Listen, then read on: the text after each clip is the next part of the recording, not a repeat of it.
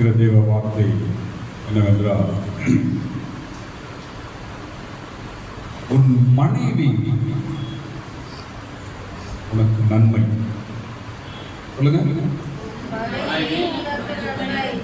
இன்னைக்கு பிரசனம். உன் மனைவி உனக்கு நன்மை. உடனே மனைவிங்க ரொம்ப ஃபீல் ஆகிட்டாருங்க. அப்புறம் வர இன்னைக்கு தாண்டா பாஸ்டர் எனக்கு சப்போர்ட் பண்ணிச்சிடாதீங்க, உங்களுக்கு அப்புறம் நான் வரேன். அப்புறம் ஸ்தோத்திரம். உன் மனைவி உனக்கு நன்மை என்று பைபிளில் ஒரு வசனத்தை படிச்சிருவோம். எல்லாரும் நீதிமொழிகள் 18ஆம் அதிகாரம் 22ஆம் வசனத்தை படிக்க பார்ப்போம். நீதிமொழிகள் 18ஆம் அதிகாரம் 22ஆம் வசனம். மனைவியை கண்டடைகிறவன் நன்மையானதை கண்டடைகிறான், கர்த்தரால் தயையும் பெற்றுக் கொள்கிறான். மனைவியை கண்டடைகிறவன் நன்மையானதை கண்டடைகிறான், கர்த்தரிடத்தில் தயையும் பெற்றுக் கொள்கிறான். தயவையும் பெற்றுக் கொள்கிறான். ஒரு வார்த்தை இருக்கிறது, மனிதன் தனிமையா இருப்பது நல்லது. ஏனென்றால் மனைவி இல்லாமல் தனிமையா இருப்பது அவனுக்கு நன்மையாக இருக்காது என்றுதான் வேதம் சொல்லுது. ஸ்தோத்திரம். நன்மையாகவும் அவனுக்கு அது காணப்படாது. அதனால் தேவன் அவனுக்கு ஏற்ற துணையை ஏற்படுத்தினார். ஸ்தோத்திரம். கணவனும் மனைவியும் இணைந்து இருப்பது ஒரு பெரிய ஆசீர்வாதம் என்றுதான் பைபிள் சொல்லுகிறது. கர்த்தருக்கு ஸ்தோத்திரம். உலகத்தில் பாருங்களேன், கல்யாணம் ஆகாமல் இருக்கிற பையனாக இருந்தால் சமுதாயம் ஓரளவுக்கு தான் அவனுக்கு மதிப்பு இருக்கும். ஆனால் விவாகம் ஆனவனுக்கு சமுதாயம் நல்ல மதிப்பு இருக்கும். போலீஸ் ஸ்டேஷனில் கூட போய் பாருங்க, தப்பு செய்தா சாரி மனைவி பிள்ளை இருக்கிறான் சார், சரி போடாமல் போவாங்க. மனைவி ஒரு குடும்பம் என்பது வேதத்தில் அந்த அளவுக்கு ஒரு கனம் கொடுக்கிறது அவர்கள். ஸ்தோத்திரம். மனைவியை கண்டடைகிறவன் சொல்லுங்க, அடுத்தது நன்மையானதை கண்டடைகிறான். எப்போ விவாகமாய் மனைவி என்று ஒருவன் வாழ்க்கைக்கு வருகிறாரோ அன்றிலிருந்து உங்க வாழ்க்கையில நல்லதை நீங்கள் காண்பீங்க. ஆமென். ஆமென். விசுவாசிக்கிறீங்களா? ஆமென். ஸ்தோத்திரம். மனைவியை கண்டடைகிறவன் நன்மையானதை கண்டடைகிறான். ஸ்தோத்திரம். மனைவியை மனைவியாய் நீ கனப்படுத்தி வைத்தால் உனக்கு நல்லது நடக்கும். உனக்கு நல்லதே ஆண்டவர் செய்வார். உலக மனுஷனை போல கொண்டாட்டிய வேலைக்காரி மீது வைக்கிறது, கொண்டாட்டிய மதிப்பு இல்லாமல் பேசுறது, கொண்டாட்டி கீர்த்தனமாக பேசுறது, கிறிஸ்தவர்கள் மிகவும் ஜாக்கிரதையா இருக்கிறேன். உன் வாழ்க்கை நல்லது நடக்காது. மனைவியை கண்டடைகிறவன் அப்படின்னா அர்த்தம் என்ன? மனைவியாய் அவளை நீ ஏற்றுக்கொள்ளுகிறவன். ஸ்தோத்திரம். உலக மனுஷங்களை பார்த்து யாரும் காப்பியில் அடிக்காதீங்க. நான் சொல்றேன் பாருங்க, அவன் பொண்டாட்டி அப்படி பேசுவான், அவன் பொண்டாட்டி நடத்துவான், நானும் அப்படி. நோ, ஜாக்கிரதை. ஒரு ஆசீர்வாதம் வீட்டுக்கு வராது. மனிதன் தனிமையா இருக்கக்கூடாது என்ற ஆண்டவர் துணையை உருவாக்கி கொடுக்கிறார்.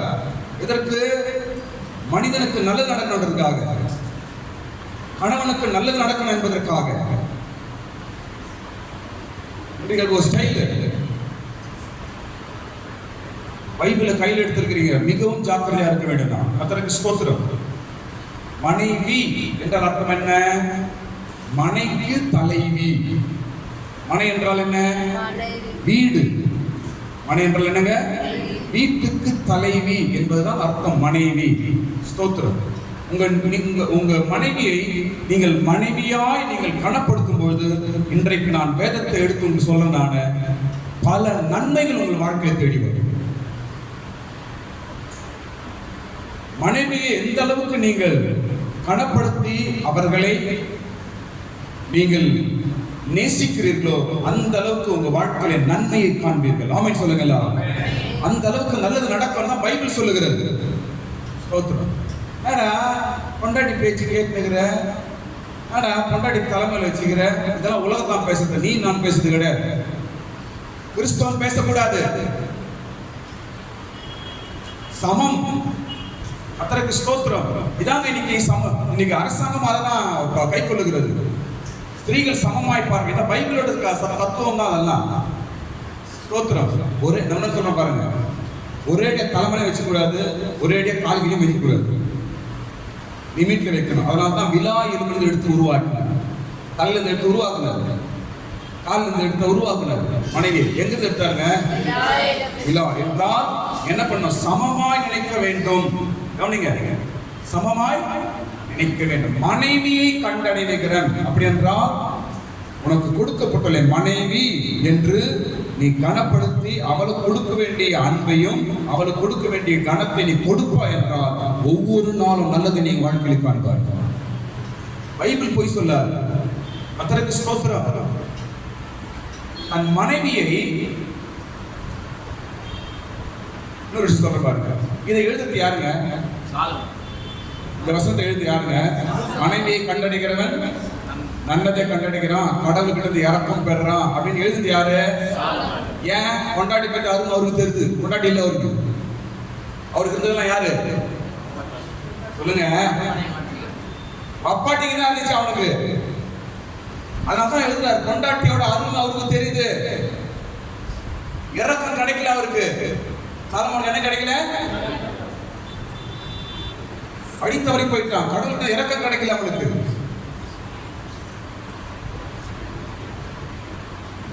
அதனால தான் மனைவி குறித்து எழுதுகிறார். ஸ்தோத்திரம். நான் சொல்றேன் பாருங்க, கணவனுக்கு சொல்றேன் பாருங்க, உங்க விஷயத்துக்கு அப்புறம் நான் வரேன். கணவன் நான் சொல்றேன் பாருங்க, நீங்கள் மனைவியிடத்துல அன்பாய் அவர்கள் நேசித்து நீ நடக்கும்போது கடவுள் உங்க மேல இரக்கத்தை காண்பித்துக் கொண்டே இருப்பார். விசுவாசம் உங்களை கீழே தள்ள முடியாது, விசுவாசம் உங்களை ஏமாற்ற முடியாது, விசுவாசம் உங்களை மோசம் பண்ண முடியாது. உங்க வாழ்க்கையில் எந்த கெடுதலும் வராது. நான் இன்றைக்கு சொல்லுகிறேன், நான் என்ன வேதம் சொல்லுகிறது, நல்லது கிடைக்குமா? அதோடு கூட கடவுள் இடத்துல என்ன கிடைக்குமா? அவனுக்கு தயவு கிடைக்குமா? ஐயோ, நீங்க செய்ய தவறுலாம் மன்னிக்கப்படுங்க. நீங்க மனைவி கிட்ட அன்பா இருந்தீங்கன்னா உங்க தவறுகள் மன்னிக்கப்படும். நீங்க மனைவியை நேசிப்பீர்கள் என்றால் உங்களுடைய குறை குற்றங்கள் எல்லாம் தேவன் மன்னிப்பார், தயவு காட்டுவார். ஆமென். மனைவியை கண்டடைகிறவன். ஒரு ஆள் சொல்ற பாருங்க, மனைவியை தாய் ஸ்தானத்தில் வைத்தான். யார் அவன்? தன் மனைவியை தன் தாய் ஸ்தானத்தில் வைத்தான். யார் அவன்? ஈசாக்கு. சொல்லுங்க. தாய் இறந்துட்டா அந்த இடத்துல யார கொண்டு வைக்கிறான்? அவ பேர் என்ன? ரெபெக்காளை கொண்டு வந்து வைத்தான். இதுதான் நம்முடைய சட்டம், இதுதான் பைபிள் சொல்லக்கூடிய சட்டம்.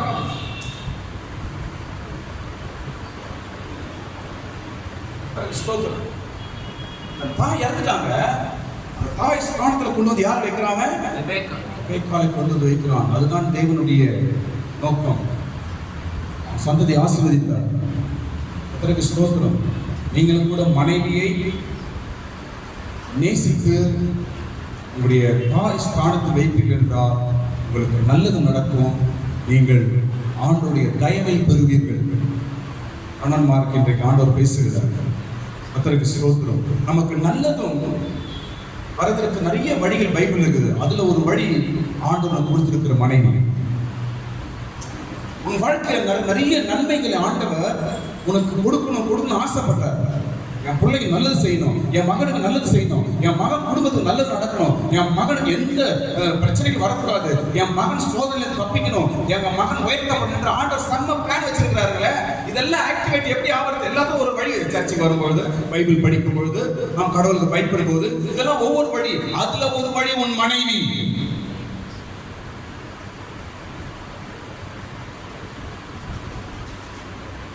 நன்மை நடந்து ஆண்டுடைய தயவு இரக்கம் உங்க குடும்பத்து மேல வர வேண்டும் என்றால் உங்கள் கொடுக்கப்பட்ட மனைவியை நீங்கள் மிகவும் நேசித்து அவளை கனப்படுத்தி வைக்கும் பொழுதுதான் உங்கள் குடும்பம் உயரும். அவன் பேசுவான். பொண்டாட்டி செருப்பத்தில் வைடா, பொண்டாட்டி கீழே வைடா, பொண்டாட்டி தலைமையில வச்சுக்காதரா, அதெல்லாம் உனக்கு எனக்கு கிடையாது.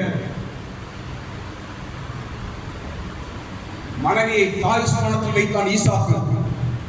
எல்லாரும் ஆமென் சொல்லுங்க. ஆமென். ஈசாக்கு யாருங்க? நம்முடைய ஆவிக்குரிய தகப்பன், நம்முடைய முற்பிதா. ஆபிரகாம், ஈசாக்கு, யாக்கோபு. ஸ்தோத்திரம். பாருங்க, அடுத்து ஒரு பகுதி வர பாருங்க. ஏன் ஆண்டவர் மனைவிகளுக்கு இவ்வளவு ஒரு முக்கியத்துவம் கொடுக்கிறார்? நான் சீக்கிரம் முடிச்சிருவேன். ஏன் மனைவிமார்களுக்கு ஆண்டவர் பைபிள் ஏன் முக்கியத்துவம் கொடுக்கிறார் என்றால் 3 காரியங்கள் நான் சொல்றேன். முதல் காரியம், மனைவி என்பவள் மனுஷனுடைய எலும்பினால் எடுத்து உருவாக்கப்பட்டார். ஆமென்.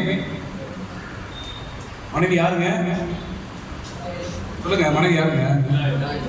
மனுஷனுடைய எல்லா எலும்பிலிருந்து எடுத்து உருவாக்கப்பட்டவள். அதனால் மனைவிக்கு ஆண்டவர் மிகவும் முக்கியத்துவம் கொடுக்கிறார்.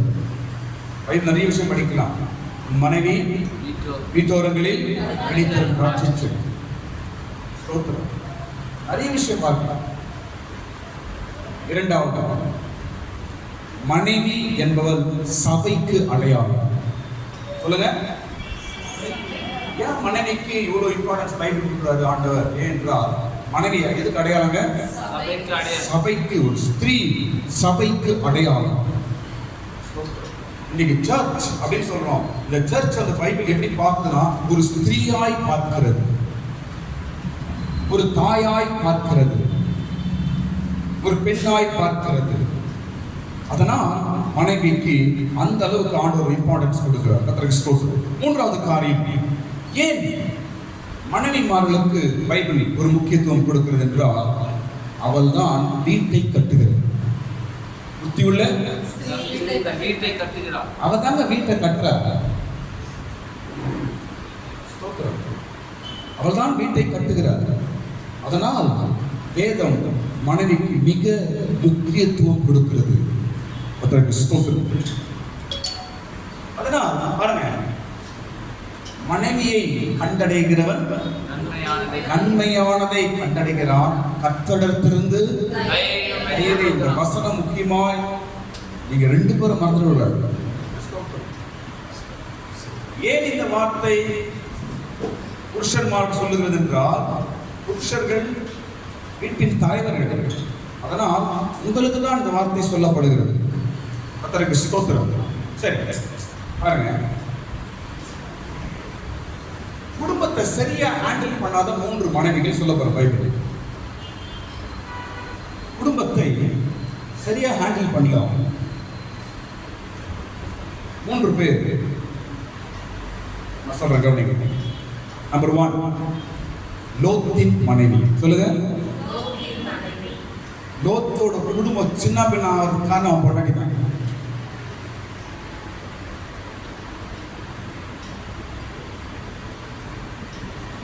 குடும்பத்தை கணவன்மார் மனைவியை நேசிக்கணும், மனை கொண்ட ஸ்தானத்தை கொடுக்க வேண்டும், எல்லாம் சரிதான். ஆனால் குடும்பத்தை நடத்துகின்ற பொறுப்பு உங்களிடத்தில் இருக்கிறது. லோத்தோட மனைவி குடும்பத்தை சரியா ஹேண்டில் பண்ணல. கடவுள் பிரச்சனையிலிருந்து தப்பிச்சு உயிரை கொடுத்து ஓடுன்னு சொல்றாரு. அப்பதான் என்ன பண்ணணுமா? வீடு போச்சு, வாசல் போச்சு, பணம் போச்சு. எந்த நேரத்தில் எதை பார்க்கணும்? லோத்தோட குடும்பம் கெட்டு போறதுக்கான கொண்டாடினாங்க.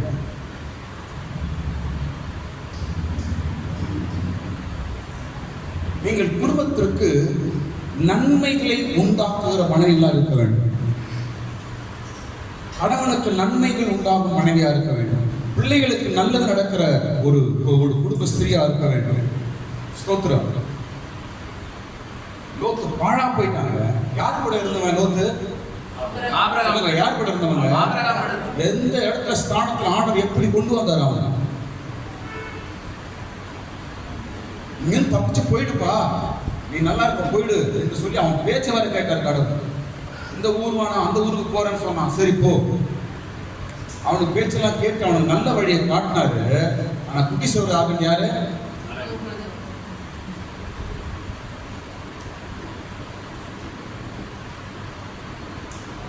குடும்பத்தை சரியா ஹேண்டில் பண்ணல. கொண்டாட்டி புள்ளிங்க பாருங்க திரில் பாகுது. குடும்பத்தை முன்னோக்கி போகிறத பார்க்க சொன்னா பின்னாடி பாகுது. எப்படியாப்பட்ட ஆளா இருக்காங்க? ஜாக்கிரதை. ஸ்தோத்திரம். உங்களை நம்பிதான் இவங்க உலகம் எதாங்க சொல்லுது? உன் வீட்டுக்கு விளக்கேத்த ஒருத்த வருவா. இதெல்லாம் எங்க வந்து? பைபிள் தான் வந்தது, சும்மா கிடையாது. என் வீட்டுக்கு விளக்கேத்த ஒரு பொண்ணு வந்திருக்குது. எங்க வந்து? எல்லாமே பைபிள்.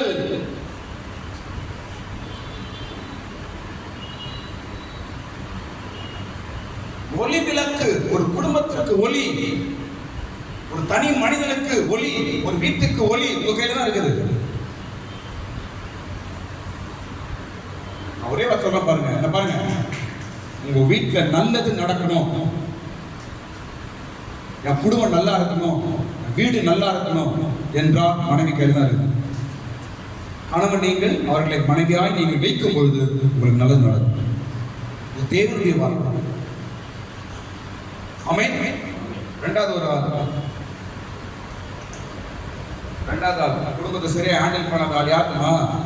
யோபோட மனைவி. யார் சொல்லுங்க? என்ன சொல்றது?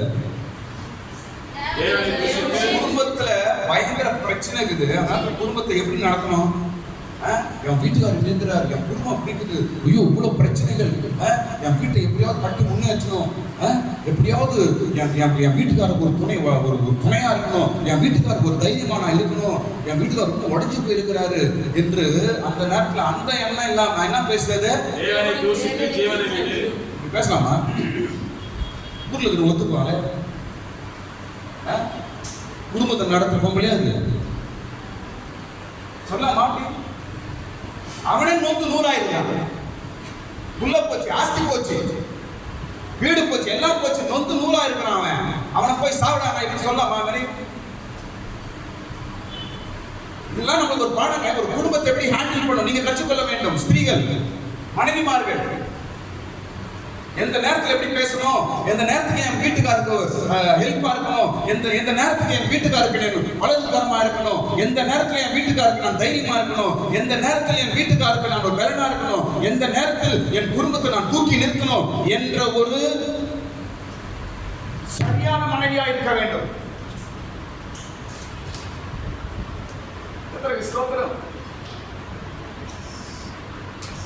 எப்படிப்பட்ட வார்த்தை பாருங்க. அவனே பாதி சாப்பிடுறாங்க, உயிர் போகுது. என்ன சொல்றாவா? என்ன சொல்றாவா?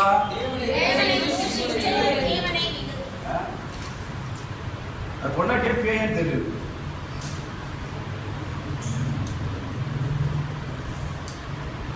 தேவனை தூஷித்து உயிர் விட்டு செத்து.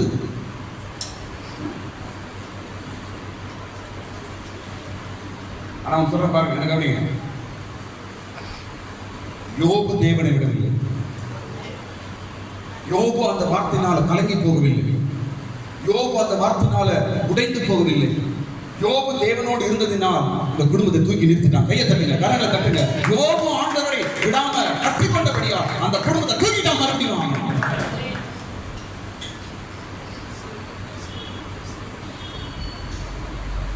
இவனை சண்டை போட்டு, ஏய் நீ யோகியமா, நீ ஃபர்ஸ்ட் போய் சாவு, நான் சாவுறேன், நீ போய் சாவு, கூட்டு போ, உன்னால்தான் ஊன்னு ரெண்டு சேர்ந்து அடிச்சுன்னு குச்சின்னு ரோட் வரைக்கும் வந்து அந்த குடும்பம் மேல வந்திருக்குமா? அது ஒரு அண்டர்ஸ்டாண்டிங் தான். ஆமென். யோபு மனைவி கோவப்பட்டா, யோபு அமைதியா இருந்திருக்கிறார். பாவம் சொல்லி நோக்கானிட்டு போயிரு. அந்த மாதிரி பேசுற டைம் இல்லை. எப்படியோ குடும்பம் மேல வந்துருச்சு. குடும்பத்தை ஹேண்டில் பண்ண தெரியல. லோத்தின் மனைவி குடும்பத்து மேல திரும்பி பாக்குறது. குடும்பத்தை சரியா ஹேண்டில் பண்ண தெரியல. இரண்டாவது யோபின் மனைவி குடும்பத்தை ஹேண்டில் பண்ண தெரியல.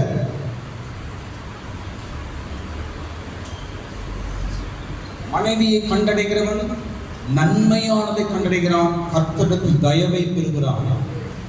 ஒரு அருமையான வார்த்தைகள். ஒரு கல்யாணத்துல அதை பத்தி நான் பேசுறேன். மூன்றாவது ஒரு ஆள் சொல்றேன் பாருங்க. அப்போஸ்தலர் 5ஆம் அதிகாரத்துல பொய் சொல்லி செத்தாங்க பாருங்க. காரணம் வரும் எடுங்க. அப்போஸ்தலர் 5ஆம் அதிகாரத்துல பாருங்க. இந்த அம்மாவுக்கும் குடும்பத்தை ஹேண்டில் பண்ண தெரியல. சஃபீரா எடுங்க. அனனியா சஃபீரா சீக்கிரம் எடுங்க. அனனியானு பேருள்ள ஒருவனும் அவருடைய மனைவியாக சப்பீராலும் தங்கள் கன்னியாட்சியை விட்டார். தன் மனைவியாரே அவன் கிரயத்திலே ஒரு பங்கை வஞ்சித்து வைத்து ஒரு பங்கை கொண்டு வந்து அப்போஸ்தலருடைய பாதத்திலே வைத்தார். போதும்.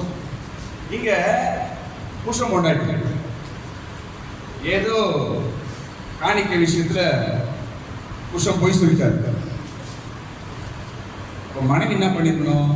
ஐயோ கடவுள் விஷயங்க நான் பண்ணக்கூடாதுங்க, ஒரு நல்ல ஆளும் சொல்லிருக்கணும். இதுவும் கூட சொல்லி இதுவும் போய் சொல்லி இது என்ன பண்ணுங்க? என்ன அர்த்தம்? ஞானம் இல்லை. புருஷனா லூசுனா பொண்டாட்டி லூசு. ஃபேமிலி ஒரு பேலன்ஸ். இங்க குறைவா இருந்தா நீங்க கொஞ்சம் பேலன்ஸ் பண்ணணும், இங்க குறைவா இருந்தா இப்படி பேலன்ஸ். இப்படிதான் போகணும். நீ போய் சொல்ற, நான் போய் சொல்றேன், தப்புங்க அது. இதுதான் இங்க நடக்க தப்பு. புருஷன் போய் சொல்லிட்டாங்க, போய் சொல்லி அந்த சொத்தை ஏமா ஏதோ பண்ணி போய் சொல்லிட்டாங்க. ஆனா மனைவி எப்படி இருந்திருக்கணும்? கொஞ்சமாவது யோசித்து செயல்பட வேண்டும். அதான் உங்களுக்கு நான் சொல்றேன். கணவன் என்ன செய்யறாரு, என்ன பேசுறாரு, நீங்க யோசிக்கணும். ஏன்னா உங்க மூலமா தான் நன்மை நடக்குமா வீட்டுல, உங்க மூலமா தான் வீட்டுல நல்லது நடக்கணுமா, உங்க மூலமா தான் நல்லது வருமா, உங்க மூலமா தான் கடவுளுக்கு தயவு கிடைக்குமா. தயவுக்கு ஆப்போசிட், தயவுக்கு ஆப்போசிட் வார்த்தை சிக்ஷை. அப்படினாங்க தயவு காட்டுறோம். ஐயா தயவு காட்டுறோம். What is opposite? சிக்ஷை, தண்டனை. மனைவிமார்கள் நீங்கள் சரியா இல்லைன்னா கணவனுக்கு தண்டனை வரும். நீங்க சரியா குடும்பத்தை ஹேண்டில் பண்ணவில்லை என்றால் கணவனுக்கு தண்டனை வரும்.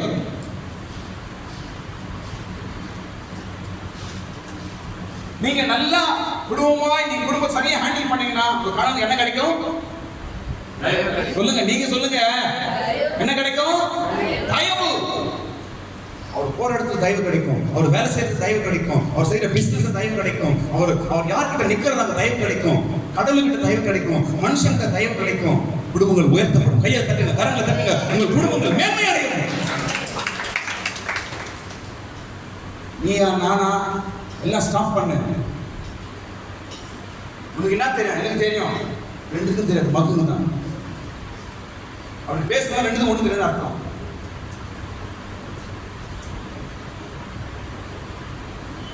ஞானத்தின் அடையாளம் சாந்தம். எல்லாரும் சொல்லுங்க, எபிரேயர் இருக்குது, வீட்டில் படிச்சு பாருங்க. எபிரேயர் 5:3 அதிகாரம். ஞானத்தின் அடையாளம் என்னவா? நீங்க சாந்தமா இருந்தீங்கன்னா உங்ககிட்ட பயங்கர ஞானம் அர்த்தம்.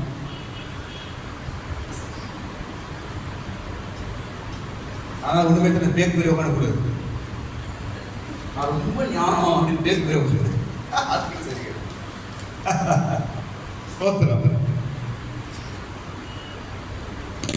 ஞானத்தின் அடையாளம். அதனால என்ன சொல்ல வரேன்னா பாருங்க, மூன்றாவது நபர் கணவன் பொய் சொன்னதுனால மனைவியும் தப்புக்கு கவனிங்க, தப்புக்கு துணை போகக்கூடாது. இது புரிஞ்சுக்கணும். தப்புக்கு என்ன செய்யக்கூடாதுங்க? கணவன் தப்பு சொல்றான், இல்ல சரியில்லை, இது கடவுள் விஷயம் பண்ணக்கூடாது என்று நீ சொல்ல வேண்டும். கடவுளோட விஷயம், கோயில் விஷயம், சபை விஷயம் செய்யக்கூடாது என்று நீங்க சொல்லிக் கொடுக்கணும். ஞாயிற்றுக்கிழமை நீங்க சர்ச்சை சொல்லிக் கொடுக்கணும். பைபிள் குடும்பம் கடவுளுடைய காரியம், பக்தி காரியம், இதற்கெல்லாம் நீங்க தப்புக்கு துணை போக கூடாது. அனனியா சப்ரியாவை ஞாபகம் வைத்துக் கொள்ளுங்கள். மனைவி கணவன் செய்ய தப்புக்கு துணை போனால் மனைவி குடும்பமே போச்சு. 2 பேரும் என்ன ஆனாங்க? 2 பேரும் காலி. புருஷன் காலி, பொண்டாட்டி காலி.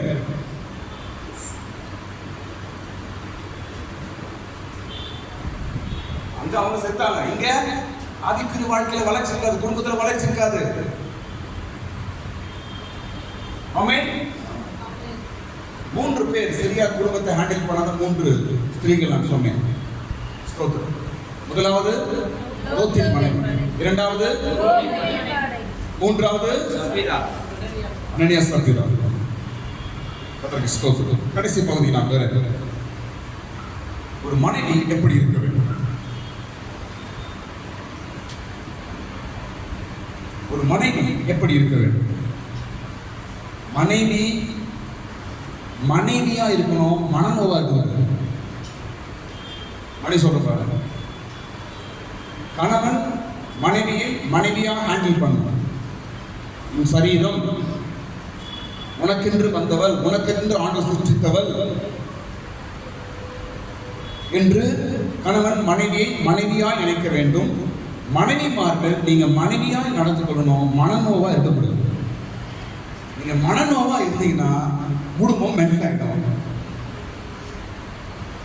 உங்க வீட்டுக்காரர் மென்டல் ஆகிடுவாரு. சொல்ல சிரிப்பா தான் இருக்குது.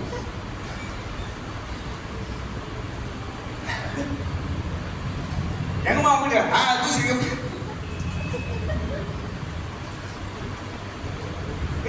எங்க மகேஷ் தூசி எங்க போயிடுது? நடக்குது. நீங்க சரியில்லை.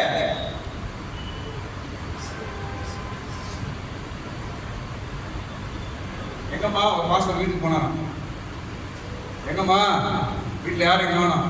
அந்த கழுதிங்க போய்க்குது, அந்த எங்க போய்க்குது? வீட்டுக்கு போனா வீட்டுக்கார எங்க போய்க்கிறான், எங்க போய் இதான் வீடு வீடு இல்ல வீடு ஆயிட்டு மாட்டு மாட்டா வந்து செல்ல வீடு. மனைவி மனநோவா இருக்கக்கூடாது. ஒரு வசனம் பைபிள் காட்டும் பாருங்க. ஏசாவின் மனைவி ரெபேக்காளுக்கு மனநோவா இருந்தார். ஆதியாகமம் 27ஆம் அதிகாரம் 46ஆம் வசனம் பாருங்க. ஏசாவின் மனைவி, ஏன் ஆசீர்வாதம் ஏசாவுக்கு போச்சு? கொண்டாடி தான் காரணம். ஆக்சுவலி ஆசீர்வாதம் யாருக்கு வரணும்? ஏசாவுக்கு வரணும், யாக்கோபுக்கு வரணும்? ஐயா சொல்லுங்க ஐயா.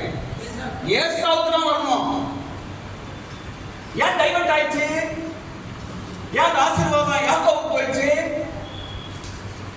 காரணம் ஏசா கொண்டாடி தான். படிங்க, நல்லா படிங்க.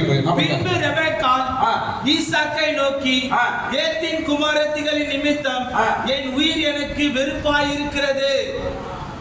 என்ன சொல்றாங்க? என் உயிர் எனக்கு எப்படி இருக்குது? வெறுப்பாய் இருக்கிறது.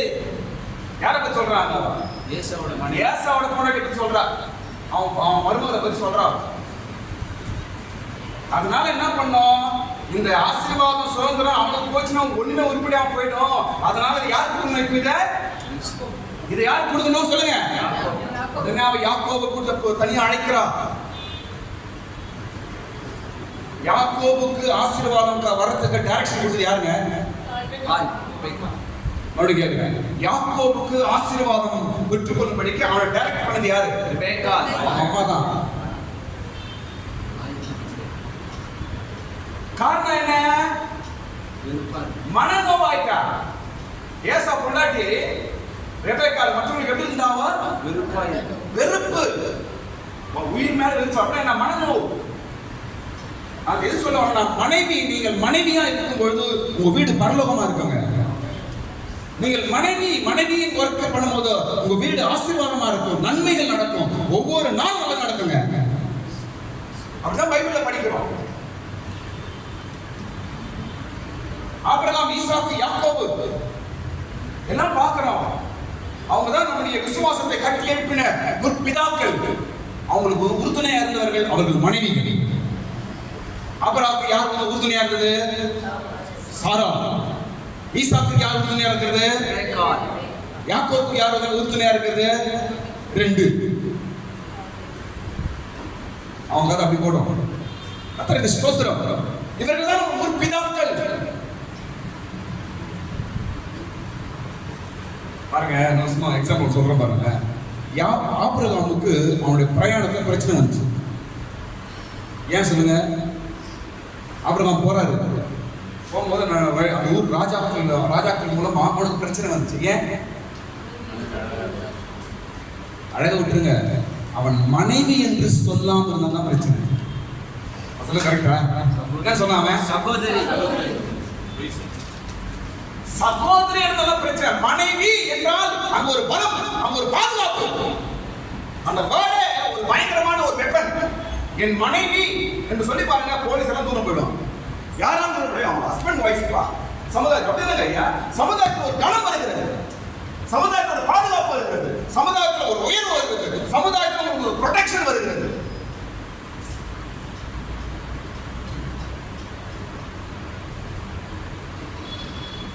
யாருக்கும் மனைவி நீங்கள் விட்டு பேசவே கூடாது. கணவன் மனைவியை விட்டு கொடுக்க கூடாது, மனைவி கணவனை விட்டு கொடுத்து பேசவே கூடாது. பிரச்சனைகள் வரும். மனைவி என்ன சொல்றாரு ஆபிரகாம்? சகோதரி. சகோதரிங்க என்ற உடனே பிரச்சனை ஸ்டார்ட் ஆகுது. அத்தை சால்வ் பண்ணி தாண்டி ஓடுறதுக்கு பெரிய பிரச்சனை. ஆண்டவர் இறங்கி என்ன பண்ணாரு? ஆபிரகாம் கூட ஆண்டு இருந்ததுனால அவன் பிரச்சனை நான் தப்பிச்சு அவன் தப்ப வச்சு கொண்டு போனார். நான் ஏன் சொல்ல வருகிறேன் என்றால், மனைவி என்ற வார்த்தைக்கு வல்லமை இருக்கிறது, உங்களை பாதுகாக்கும். எந்த இடத்துல மனைவி விட்டு தராதீங்க. அவள் தான் உன் நன்மை, அவள் தான் உன் தயவு, அவள் தான் உன்னுடைய இரக்கம்.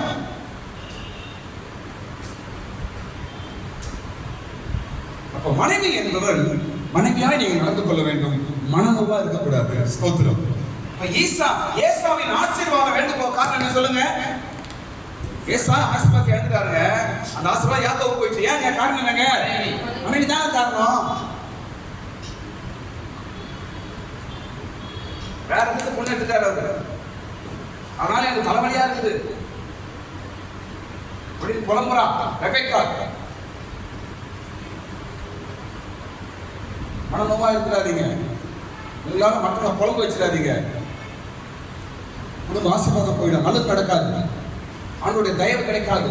நான் சொல்ல பாருங்க, என்ன பாருங்க, எல்லா ஆசீர்வாதங்கள் காட்டிலும் கடவுளுடைய தயவு தாங்க பெருசு. பொருள், ஆஸ்தி, அப்புறம் வீடு, வாசல், பணம், எது வேணா இருக்கணுங்க, எல்லாவற்றையும் காட்டிலும் பெரிது என்றால் தேவ தயவு. எல்லாரும் சொல்லி ஒரு முறை சத்தமா சொல்லுங்க, தேவ தயவு. சத்தமா சொல்லுங்க, தேவ தயவு இருக்கும் என்றால் எல்லாம் உன்னை தேடி வரும். கரங்களை தட்டு, எல்லாம் உன்னை தேடி வரும். ஆண்டவருடைய தயவு ஒரு குடும்பத்தினால இருக்கும் என்றால் அவன் தேவைகள் எல்லாம் கிடைக்கும், அவனுக்கு எல்லாம் கிடைக்கும். ஆமென். கடைசியா பெரிய லிஸ்ட் இருக்குது. மனைவி எப்படி இருக்க வேண்டும்? முதலாவது ஞானம் உள்ளவளா இருக்க வேண்டும். சொல்லுங்க, அபிகாயில். பைபிள் அபிகாயில் ஒருத்தர் படிக்கிறோம். 1 சாமுவேல் 25ஆம் அதிகாரம் 3ஆம் வசனம். சீக்கிரம் சார் படிக்க முடிச்சிருக்கோம். 1 சாமுவேல் 25ஆம் அதிகாரம் 3ஆம் வசனம். ஒரு மனைவி எப்படி இருக்கணும் என்றால் முதலாவது ஞானம் உள்ளவளா இருக்க வேண்டும்.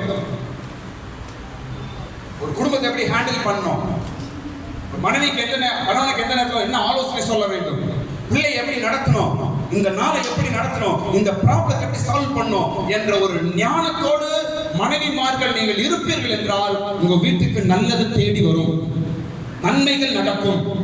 சீக்கிரம் படிதான். 2 சாமுவேல் 1 சாமுவேல் 25 இல்லையா? 3 வசனம் 1 சாமுவேல் 25. அந்த மனுஷனுக்கு நாபால் என்றும், சாரி அபிகாயில், சாரி படி. அவன் மனைவிக்கு அபிகாயில் என்று பெயர். அந்த ஸ்திரீ மகா புத்திசாலியும் ரூபவதியுமாய் இருந்தாள். அபிகாயில் இவளை பத்தி என்ன பைபிள் என்ன எழுதிருக்குதுங்க? மகா புத்திசாலியும். எல்லாரும் சொல்லுங்க, ஸ்திரீ சொல்லுங்க, சிஸ்டர் சொல்லுங்க, மகா புத்திசாலி. அவ பேர் என்ன? அபிகாயில். மகா புத்திசாலி. என்ன பண்ணா தெரியுமா? புருஷனை காப்பாத்திட்டா. இல்ல புருஷன் க்ளோஸ். யார் கொண்டு இருப்பா? தாவீது கொண்டு இருப்பான். என்ன சப்ஜெக்ட் படிச்சு பாருங்க. வீட்டுல படிக்க போயிட்டு அங்க இருக்கிற அதிகாரி இன்னும் சூப்பரா ஹேண்டில் பண்றாங்க. ஒரு கணவனை எப்படி பாதுகாக்கணும், ஒரு ப்ராப்ளத்தை எப்படி சால்வ் பண்ணணும், ஒருத்தர்கிட்ட எப்படி பேசணும், ஒருத்தர்கிட்ட போய் எப்படி தாழ்ந்து போகணும் என்பதை அபிகாயில் கிட்ட கற்றுக்கொள்ள வேண்டும். மிகவும் ஞானமாக இருந்தார். அவன் புருஷன் யாரான நாபான். அவன் யார? முன்கோபி முட்டாளன். அவன் யாராவன்? முன்கோபி முட்டாள், மூளை இல்லாதவன். ரொம்ப கோவப்படுவான், எது ஹேண்டில் பண்ண தெரியாது. அபிகாயில் ஞானம். நீங்க அப்படி இருப்பீர்கள் என்றால் வீட்டுல போய் இந்த சப்ஜெக்ட் நீங்க படிச்சு நாளைக்கு நான் கேட்பேன். அபிகாயில் பகுதி படிச்சுக்கலாம் நான் கேட்பேன். வீட்டுல படிச்சு பாருங்க போய் எவ்வளவு அழகா ஹேண்டில் பண்ற பாருங்க. இவன் போயிட்டு தாவீது கிட்ட போயிட்டு நின்ன உடனே தாவீதோட கோபமா இறங்கிட்டு பாருங்க. ஒரு குடும்பத்துல மனைவியோட ரோல் 90% இவங்களுக்கு ஒரு 10% தானே, 90% உங்களுக்கு தாங்க.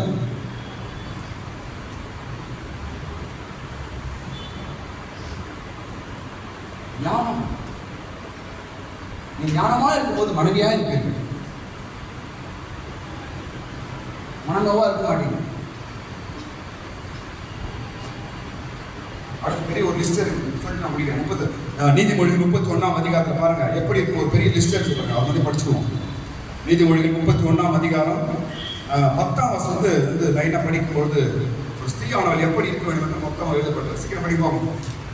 நீதிமொழிகள் 31ஆம் அதிகாரம் 10ஆம் வசனத்திலிருந்து படிங்க. குணசாலியான ஸ்திரியை கண்டுபிடிப்பவன் யார்?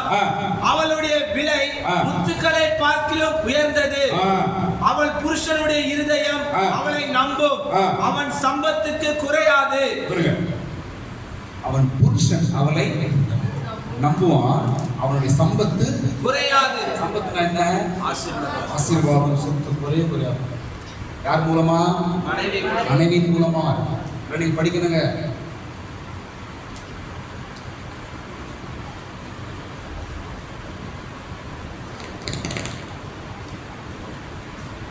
நல்லதை தேடி போக வேண்டிய தேவை கிடையாது. அவங்க இங்கே நடக்கணும், இங்கே நடக்கணும், அது நல்லது தேடி போக தேவையில்லை. பைபிள் வசனம், உன் மனைவியை கண்டடைகிறவன் நல்லதை பார்க்கணும். புத்திசாலி அவளுடைய புருஷனுடைய இருதயம் அவளை நம்பும், அவனுடைய சம்பத்து குறையாது. வீட்டில் காசு பணம் குறையாம இருக்க காரணம் மனைவி மாதிரி குறையாது. நீங்க ஞானமாய் இருக்கும்போது உங்களுடைய குடும்பத்தின் சம்பத்து குறையாது, அதிகரிக்கும். ஆமென். அடுத்து படிக்கும்போது அவள் உயிரோடு இருக்கிற நாளெல்லாம் அவனுக்கு தீமை அல்ல நன்மையை செய்கிறாள். உயிரோடு இருக்கிற நாளெல்லாம் என்ன செய்யறாள்? அவள் நன்மையை செய்கிறாள். யாருக்கு? புருஷனுக்காகவும் மக்களுக்காகவும் தீமையை செய்வதில்லை. என்ன செய்வாள்? நன்மையை செய்தால். மனைவிமார்கள் இருக்க வேண்டும்.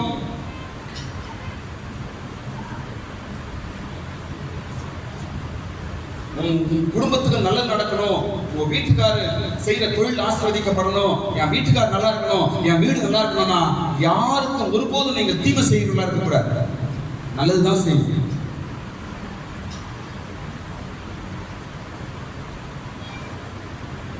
புருஷனுக்கு தீமை செய்றீங்களா?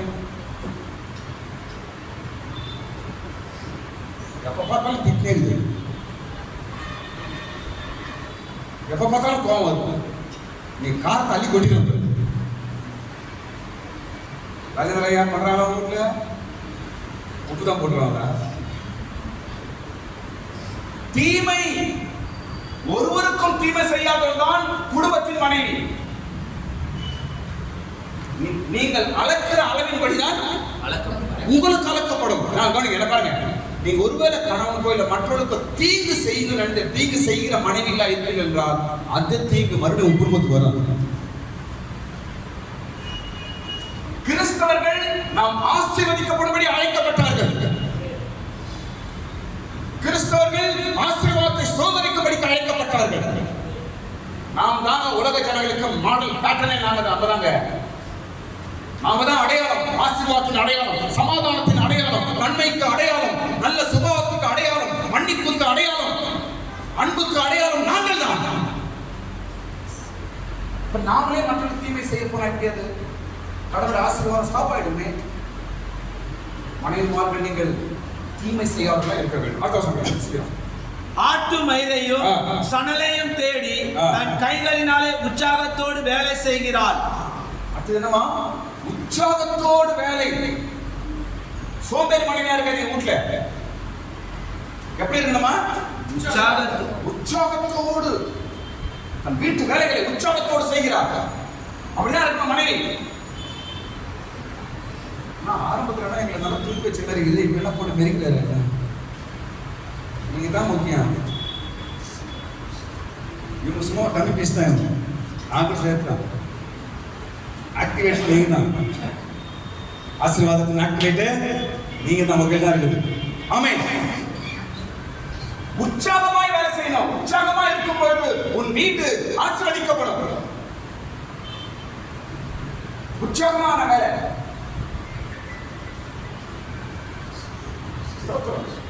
உற்சாகமாய். அப்புறம் நம்ம வீட்டுக்கு திடீர்னு 3 பேர் வராங்க. அப்புறம் நம்ம வீட்டுக்கு வராங்க. சொல்லுங்க, 3 பேர் திடீர்னு வராங்க. அது சாயந்தரம் வராங்க. உடனே என்ன நடக்குறாங்க? மாவு பசிந்து கண்டுபிடி வெட்டி என்ன சமையல் யார் செய்யறது?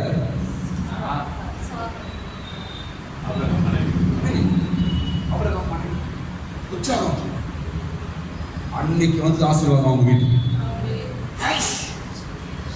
அவன் சொல்ல என்ன பாருங்க, யார் வீட்டுக்கு வரட்டும், உன் வீரர்கள் வரட்டும், ஒரு கிளாஸ் தண்ணி கொடுக்கும் அனுப்பாதீங்க. பவுல் எபிரேயர் எழுதுகிறார், நீங்கள் மற்றவர்களை உபசரிக்க மறந்து விடாதீர்கள், ஏனென்றால் தேவ தூதர்களையும் உபசரித்தது உண்டே. உன் வீட்டுக்கு யாரோ ஒருத்தர் வராங்க, ஒரு கிளாஸ் தண்ணி குடிக்கிற பழக்கம் இருக்க வேண்டும். இன்னையிலிருந்து ஸ்டார்ட் பண்ணுங்க. ஒருவேளை தேவ தூதனே வருவாங்க, கையை தட்டுங்க. தேவ தூதன் உங்க வீட்டுக்கு வருவான். பைபிள் சொல்லுது தேவ தூதர்கள் வருவார்கள். சார் கொஞ்சம் தண்ணி குடிங்க வாங்க. அட்ரஸ் கேட்டு வரான், எதுக்கு வரான், ஒரு கிளாஸ் தண்ணி. சொமோட்டாக்காரன் வரானா, அவன் சூரத் அவன் தண்ணி கொடுத்து அனுப்பு. அமேசான்காரன் வரானா, ஒரு கிளாஸ் தண்ணி கொடுத்து அனுப்பு. தண்ணி குடிங்க. நான் எந்த ஹோட்டலுக்கு போனேன் சாரா கேட்க சொல்றேன். நான் எந்த ஹோட்டலுக்கு போனேன், ஹோட்டலுக்கு அதிகம் போக மாட்டேன், அவரை வெளியே போனான். எந்த ஹோட்டலுக்கு போனாலும் ஃபர்ஸ்ட் உட்காரேன், இந்த தட்டை எடுத்து துடைக்கிறது வரும். லேடிஸ் அம்மா நீங்கள் சாப்பிட்டீங்களான்னு கேட்க சாரா கேட்க முதல் வார்த்தை தான், அம்மா நீங்கள் சாப்பிட்டீங்களாம்மா? ஏன் நாங்கள் சாப்பிட்டேன் இல்லை அப்புறம் சாப்பிடுவோம். ஒரு வார்த்தை. நம்ம ஒன்றும் அவங்களுக்கு ஏன் வாங்கி கொடுக்க போகிறது இல்லை, அது ஒரு வார்த்தை. உற்சாகமான வேலை, உற்சாகம். ஆக்டிவா இருக்கணும். நீங்க மனைவி நீங்க தான் ஆக்டிவா இருக்கணும். நீங்க ஆக்டிவா இருந்து பாருங்க, உங்க வீடு ஆக்டிவா மாறிடுங்க. சாராள் ஆக்டிவா இருக்கிறார், தேவ தூதருக்கு சமைத்து கொடுக்கிறார். பிரியாசனம் உண்டாகிறது. ஐயா அது கொடுப்பா, ஒரு கிளாஸ் தண்ணி குடிக்க. ஐயா அது கொடுக்க போற நம்ம காய்ச்சி வச்சுட்டு அப்படி என்னங்கிறாங்கம்மா, அது விட்டு யாரா? ஐயோ ஒரு கிளாஸ் தண்ணி கூட இருக்காது. எவ்வளோ பெரிய வார்த்தை நம்ம பேசுகிறோம், அது நம்மளை பற்றி யாரும் பேசுகிறோம். எவ்வளோ பெரிய துக்கமான வார்த்தை அது. ஒரு கிளாஸ் தண்ணி தாங்க. பைபிள் சொல்லுங்க, இவர்களுக்கு ஒரு கலசம் தண்ணீர் கொடுத்தால் அதன் பிரதிபலனை அடையாமல் போவதில்லை. ஏசப்பா வந்து ஒரு தட்டு சோறு போடு பற்றி பேசல, ஒரு கிளாஸ் தண்ணியை பற்றி நான் ஏசி பேசியிருக்கிறேன். வயசே நான் சொல்றேன் சிஸ்டர்ஸ், உங்களுக்கு நான் உங்க வீடு நல்லா இருக்கணும், உங்க வீட்டுக்கு நல்லா இருக்கணும், உங்க பிள்ளைங்க நல்லா இருக்கணும், உங்க வீட்டுல நல்லது நடக்கும் என்று இன்றைக்கு ஆண்டவர் பேசுகிறார். ஆக்டிவா இருங்க. யார் வந்தாலும் ஒருமே அனுப்பாதீங்க. ஒரு கிளாஸ் தண்ணி, ஒருவேளை உட்கார ஒரு கிளாஸ் டீ, ஒன்றும் பெரிய விஷயம் கிடையாது. அந்த அளவுக்கு இல்லாம வச்சுட்டு கட்டுவோங்க, அந்த அளவுக்கு தத்துறோம் நீங்க. எல்லாம் நம்முடைய ஆசீர்வாதத்தின் வழிகள். மனைவிமார்களுடைய ஹேண்டில் பண்ண வேண்டிய விதத்தை நான் சொல்லுகிறேன். உன் வீடு இன்னிலிருந்து ஆசீர்வாதமாய் மாறட்டும். உன்னுடைய கரங்கள் ஆசீர்வாதமான கரங்களாய் மாறட்டும். உற்சாகமா இருந்தார். 14. அவள் வியாபார கப்பல்களை போல் இருக்கிறாள். தூரத்திலிருந்து தன் ஆகாரத்தை கொண்டு வருகிறாள். வியாபார கப்பலை போல் இருக்கிறாள். ஒரு தொழில், பிசினஸ் மைண்ட். ஆனால் தேவையில்லாத மாடிக்கூடாது. எங்கள் அப்பார்ட்மெண்ட்ஸில் இப்போ அங்கெல்லாம் ஜாப் பண்ணிப்போம், எங்கேயோ போய் காசை வாங்கிட்டு இன்னைக்கு பெரிய பிரச்சனை மாட்டிச்சோம், அப்படிலாம் போயிடக்கூடாது.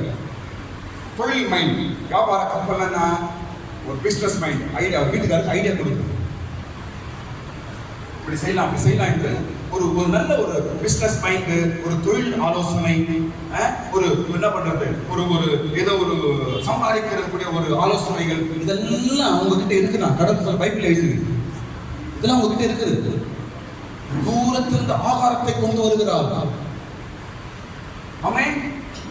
இப்படி ஒரு நல்ல ஒரு பிசினஸ் மைண்ட், கடவுளுக்கு நல்ல ஒரு வியாபாரம் செய்கிற ஒரு நல்ல ஆலோசனை கொடுக்கிறவர்களாய் நீங்கள் இருக்க வேண்டும். அடுத்த விஷயம், இருட்டோட எழுந்து தன் வீட்டாருக்கு ஆகாரம் கொடுத்து தன் வேலைக்காரிகளுக்கு படி அழைக்கிறாள். இருட்டோடு எழுந்து, இந்த வார்த்தை விட்டுருங்க பாஸ்டர், வேற வாசம் போயிடலாம் பாஸ்டர். இது மாதம் கொஞ்சம் இருக்குது, பிரியா பாக்குது அப்படியே எனக்கு இது மாதம் கொஞ்சம் கஷ்டமா இருக்குது. அந்த அதை விட்டு படி மகேஷ் அண்ணா கொஞ்சம் அதை விட்டுட்டு படிங்கன்னா அது இருட்டோடு இருந்து அப்படி படிச்சிடலாமா? இருட்டோடு எழும்ப வேண்டும். நம்ம ஆளுங்க இருட்டு பிற்பாடு எழுப்புவோம். அப்படின்னா மறுநாள் இருட்டு போகுது. அப்பா ஏய் சாயங்காலம் 6 மணி ஆயிடுச்சு, ஏந்துடுற நீ கூட அப்படிதான். எப்படி மனைவி ஸ்தானம் என்ன, உன் மனைவியோட கேரக்டர் என்ன? வீட்டின் மனைவி ஆண்டவன ஸ்தானத்துல உயர்த்தி வச்சிருக்கிறார். நீ தான் ஆசீர்வாதத்தின் ஆக்டிவேட், நீ தான் ஆசீர்வாதத்தின் வழி, எல்லாமே உங்க எல்லாம் கொண்டு வச்சிருக்கிறாரு. உன் ஆண்டவர் தூக்கி தலைமை வச்சிருக்கிறார். உன்னை நீ எப்படி இருக்கலாம்? உன் பொண்டாட்டியை பார்த்துதான் நான் உனக்கு நல்ல செய்யறேன், உன் பொண்டாட்டியை பார்த்துதான் உனக்கு நான் இறக்கம் காட்டுறேன். ஆண்டு பைபிள் எழுதிருக்கிறாருங்க. அப்ப நீங்க எப்படி இருக்கணும்? நீங்க உங்களை எந்த அளவுக்கு ஆண்டு கனப்படுத்துறாரு? இருட்டோடு எழுத வேண்டும். அந்த பழக்கத்தை நீ விடவே கூடாது. தயவுசெய்து நான் சொல்றேன், இருட்டோடு எழுந்து அதிகாலை ஜெபம் பண்ணுவோம். 7:30 மணிக்கு பண்ணுவோம். அதிகாலை 7 மணி.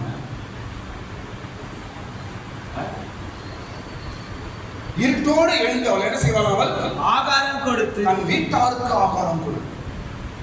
சூப்பரா இருக்குல்ல? கேட்கறது இதாக ஒரு மனைவியோட ஒரு அழகு. அந்த வீட்டுல உருப்படும்.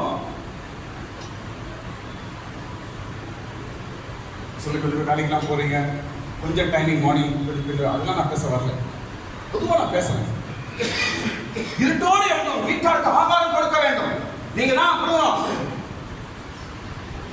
வீட்டாளுக்கு ஆகாரம் கொடுக்கிறது வேலை உங்களுக்கு தான்.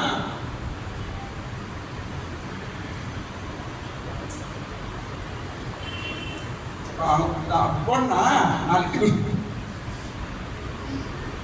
10 ரூபாய் 50 ரூபாய் 4 இட்லி நம்ம வாங்கி போயிட்டு இதை கூடு. நீ என்ன பண்ற? உன் வேலை என்ன? சாந்தா கட்ட வைக்கிறாங்க, 5 இட்லி வாங்கி போயிட்டு நீ என்ன பண்ற? உன் வேலை என்ன? குடும்பத்துக்கு ஆகாரம் கொடுத்து உன் வேலை தான். இட்லி கடைக்காரன் ஆகாரம் இருக்கு. ஆசீர்வாதம் எப்படிங்க? எதுங்க இதெல்லாம்? எல்லாம் நம்ம யோசிச்சு பார்க்கணுங்க. உடம்பு சரியில்லை, ஓகே, நான் முடிஞ்ச வரைக்கும் வெளியே வாங்க மாட்டேன். சாரா காலேஜ் செய்து பொதுவாக சொல்றேன், முடிஞ்ச வரைக்கும் நான் வெளியே வாங்க. சில நேரத்தில் முடியல, அதே வேலை, அதெல்லாம் அட்ஜஸ்ட் பண்ணி போயிடலாம், பிரச்சனை கிடையாது. நான் பொதுவாக பேசுறேன். அதுதான் எப்போ பார்த்தாலும் சாந்தா கடை, எப்போ பார்த்தாலும் காலேஜில் ஓட்டலாம், இதே கண்டினியூ. சொன்னாங்க ஹோட்டலே கண்டினியூ. அதை சாப்பிட்டு ருசி பார்த்துட்டு ஹோட்டல் அவன் போயிடலாம். எங்க குடும்பம் உறுப்பு இருந்தது? இன்னைக்கு நீ உலகத்துல வீட்டுல அடுப்பு பத்த வைக்கிறது இல்லைங்க. இன்னைக்கு இந்த இன்னைக்கு காலத்துல உலகத்துல ஐயா அடுப்பு பத்துறது இல்ல. காலையில அப்படியே ஹோட்டல் எல்லாம் புருஷன் மாடி வேலைக்கு போயிடுறாங்க. கூட பசங்க போயிட்டு சாயந்தரம் ஆனா வாரம் அடுப்பு வந்துடுறான் ஃப்ரைட் ரைஸ். அவ்வளவுதான். அப்படியே சாப்பிட்டு அப்படியே தூங்கிடுறான். காலையில அப்படியே ஓடு. வீட்டுல அடுப்பு கிடையாது, கேஸ் கிடையாது, ஒண்ணு கிடையாது. அந்த வீடு எப்படி இருக்கும்? வேலைக்கு ஏற்ற வந்துச்சா இல்ல ஜொமேட்டோல ஆர்டர் பண்ண வச்சா தெரியும்.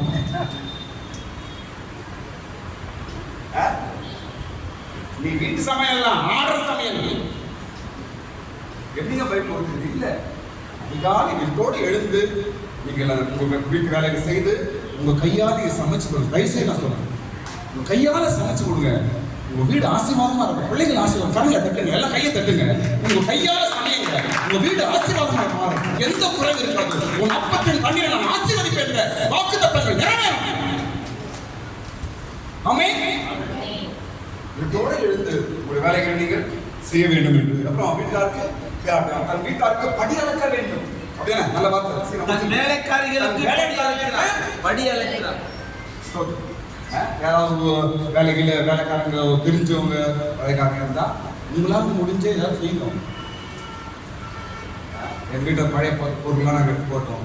அவங்க வீட்டான வேலை செய்கிற முனியம்மா அம்மாக்கு முனியம்மாவெல்லாம் என்ன சந்தோஷம் இல்லை. பக்கத்தில் பெருக்கிறவங்க இந்த குப்பை எடுக்க வராமல் பாருங்க, அவங்க ஏதாவது ஹெல்ப் பண்ணுங்க. படியாங்க ஏதாவது டெய்லி வராங்களா? இல்லை மாதத்துக்கு ஒரு வாட்டியா இருந்தாங்க 10 ரூபா வச்சுக்கோமா. வேலைக்காலுக்கு படி அளக்கிறார். அவதான் மனைவி. மாசத்துக்கு ஒரு வாட்டி உங்க கையால 10 ரூபாய் ஃப்ரீயா, கையால 10 ரூபாய் அந்த உங்க வீட்டுல பெருப்பா நம்ம கையில கொடுங்க. படியாளுங்க. நம்ம வீடு குப்பையெல்லாம் அள்ளிட்டு போறாங்க அவங்க. நீங்களே தொட மாட்டீங்க. குப்பை நம்ம எடுக்கிறோம். அவங்க என்ன பண்றாங்க? எடுத்து உள்ள இருந்து எல்லாம் மனசாட்சி ஜனத்தை பார்த்தாங்க. மனசாட்சி அடிச்சுது.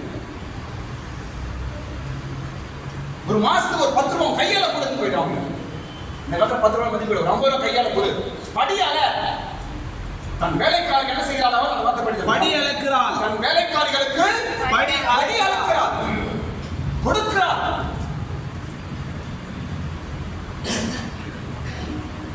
ஒரு வீட்டு மனைவியோட அழகு இதான் இருக்கணும். ஸ்தோத்திரம். அப்ப அந்த வீட்டு என்ன ஆகும்? நல்லதான் நடக்கும். வீட்டுக்கு கடைசி வரை படிக்கும்.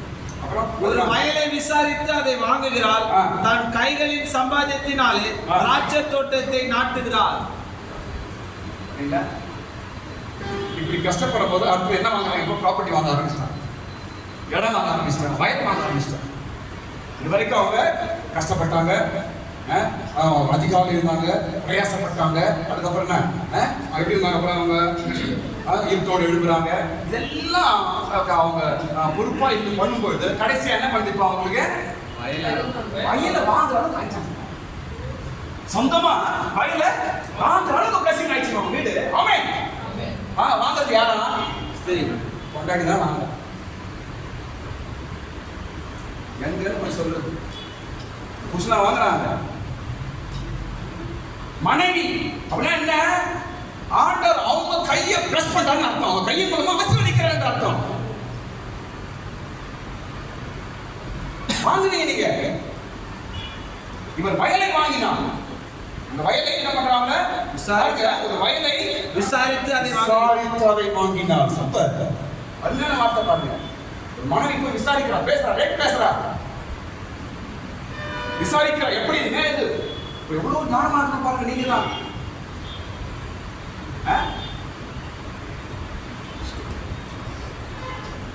மால்ல போனா ஒன்றும் விசாரிக்க மாட்டோம். ரோட்ல உட்காந்து அவங்கள விசாரிச்சுக்கிறோம். மால்ல போனா ரேட் கேட்டா சீப் பண்ணிச்சோம். அப்படியே பையன் கொண்டு வந்து ரோட்ல இருக்கிற ஒரு பிளாட்ஃபார்ம், 5 ரூபாய்க்கு தெரியா, 10 ரூபாய்க்கு தெரியா, அவங்க கிட்ட போய் ரேட் பேசுவோம். இது இல்ல விசாரிக்கிறது. விசாரிக்க வேண்டும். குடும்ப மனைவி என்னங்க அதை பத்தி பேச என்னாச்சு? இப்படி பேசலாம், இப்படி பண்ணலாமே என்று நல்ல ஆலோசனைகளை கொடுக்கணும். நீங்க வீட்டாருக்கு விசாரிப்பது. ஒரு வயலை விசாரித்து வாங்கினார். அப்புறம் என்ன பண்றாள்? அவ தன் கைகளின் சம்பாத்தியத்தினாலே திராட்சை தோட்டத்தை நாட்டுகிறார். இதுதான் மனைவி. இதை நான் முடிக்கிறேன். மனைவி எப்படி இருக்க வேண்டும் என்றால் மனைவியை கண்டடைகிறவர் நன்மையானதை கண்டடைகிறார். மனைவியை கண்டடைகிறவர் கர்த்தரிடத்திலிருந்து தயவை பெறுகிறார் என்று இன்றைக்கு நாம் வார்த்தையை பார்ப்போம். கர்த்தருக்கு ஸ்தோத்திரம். பெரிய ஒரு ஆசீர்வாதம் உங்களுக்கு உண்டு. மனைவிமார்கள் மூலமாய் தேவன் ஏதோ ஒரு பெரிய ஆசீர்வாதம் உங்க குடும்பத்தை தரப்போறார். ஆமென். கரங்களை மேல வைத்து எல்லா கண்ணை கூட ஒரு நிமிஷம் உங்க கரங்களை ஆசீர்வதிக்க நான் ஜெபிக்க போறேன். கணவன் மனைவி 2 பேர் கரங்களை மேல உயர்த்துங்க. உங்களுடைய கரங்களை ஆண்டவர் இன்று முதல் ஏதோ விசேஷமான ஒரு ஆசீர்வாதம் தரப்போகிறார். உங்க மூலமா உங்க வீடு கட்டப்பட போகுது. உங்க மூலமா ஏதோ ஒரு வயலை நீங்க வாங்க போறீங்க. ஏதோ ஒரு காரியத்தை செய்ய போகிறீங்க. ஏதோ ஒன்று கட்ட போறீங்க. உங்க மூலமா உங்க கணவன்மார்களுக்கு தயவு கிடைக்க போகிறது. உங்க மூலமா உங்க கணவனுக்கு ஒரு நல்ல வழி ஆண்ட காட்ட போறாரு. உங்க வீட்டுக்காரர் செய்கிற வேலைகள் எல்லாவற்றிலும் ஆண்டவர் ஒரு பெரிய ஆசீர்வாதத்தை தரப்போகிறார். இதோ உயர்த்தப்பட்ட உங்க கரங்களின் மூலமா, இதோ உயர்த்தப்பட்ட உங்க கரங்கள் மூலமா தேவ ஆசீர்வாதம் ஒரு ஊற்றாய் மாறுவதாக. ஆசீர்வாதத்தின் ஊற்றாய் கணவன் மனைவிமார்கள் மாறட்டும் ஆண்டவரே. ஆசீர்வாதத்தின் ஊற்றாய் எங்க மனைவிமார்கள் மாறட்டும் ஆண்டவரே. ஒவ்வொரு குடும்பமும் மனைவிமார்கள் ஆசீர்வாதத்தின் ஊற்றாய் மாறட்டும் ஆண்டவரே. நன்மைகளின் வழியாய் மாறட்டும் ஆண்டவரே. இன்றைக்கு நாங்க ஜெபிக்கிறோம்ப்பா.